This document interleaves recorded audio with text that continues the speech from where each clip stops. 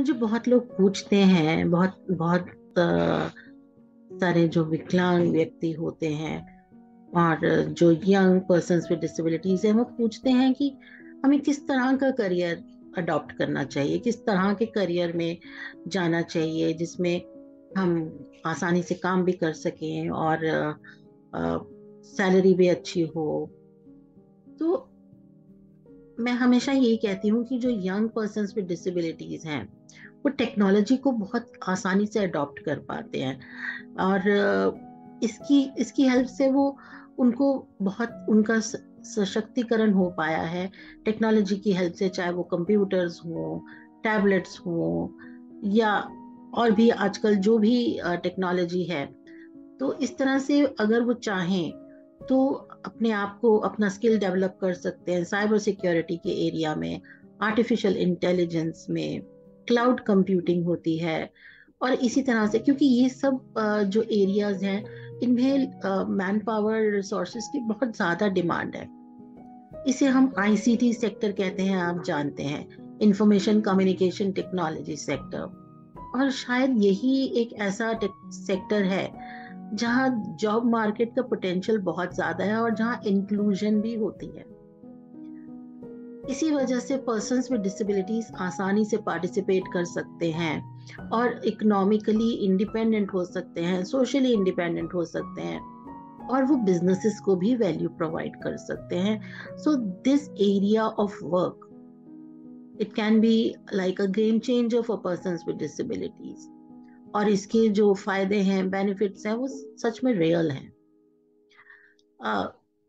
ICT में career बहुत ही अच्छा हो सकता है क्योंकि जिनकी भी फिजिकल डिसेबिलिटी है, शारीरिक विकलांगता है या चलने फिरने की विकलांगता है, तो वो उनको बहुत ज्यादा उठने बैठने की जरूरत नहीं पड़ती है इस तरह का काम करते वक्त। और थकान, जो फिजिकल जो थकान है इस काम में कम होती है। ICT is not physically strenuous.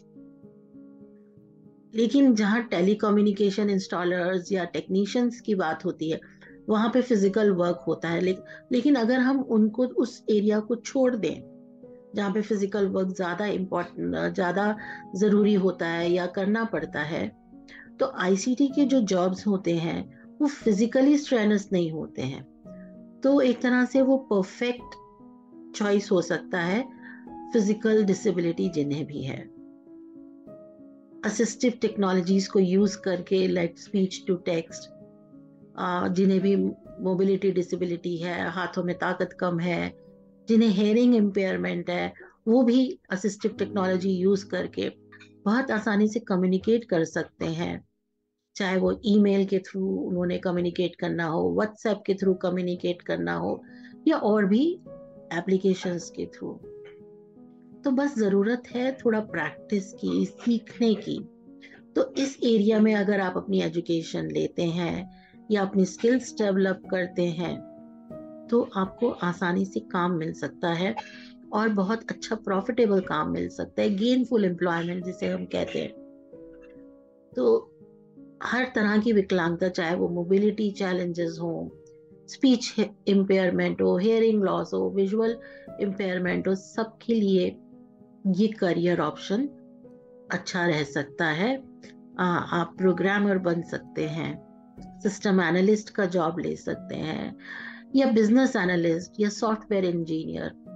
Even जिन्हें ऑटिज्म है वो कोडिंग बहुत अच्छे से कर सकते हैं। तो ये एरिया आईसीटी जो है एक बेटर करियर ऑप्शन साबित हो सकता है आपके लिए। बहुत सारी ऐसी कंपनीज हैं जो इंक्लूसिव ट्रेनिंग्स प्रोवाइड करती हैं।